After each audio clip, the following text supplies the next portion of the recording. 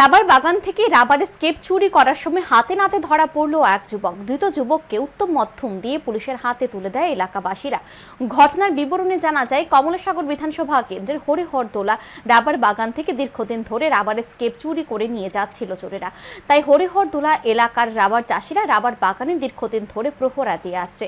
বৃহস্পতিবার বৃষ্টির মধ্যে হরিহরদোলা এলাকার একটি রাবার বাগানে দেবীপুর কেনানিয়া এলাকার বাসিন্দা শ্যামল নন্দীকে দেখতে পায় এলাকার লোকজন। লক্ষ্য করে শ্যামল নন্দী রাবার বাগান থেকে রাবারের স্কেপ চুরি করছিল। তখন এলাকাবাসীর সকলে মিলে তাকে আটক করে হাতে নাতে। পরে তাকে উত্তম মধ্যম দিয়ে মধুপুর থানার পুলিশের হাতে তুলে দেওয়া হয়। ধৃত শ্যামল নন্দী জানায়, তার সন্তান অসুস্থ, তাই বাধ্য হয়ে রাবার বাগান থেকে রাবারের স্কেপ চুরি করেছে।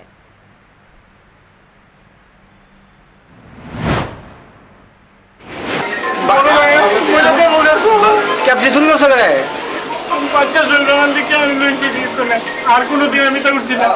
তুমি কে লেগে আছিলে কেন? কে লেগে আছিলে? আগান থেকে শুরু করতে আইছিলা?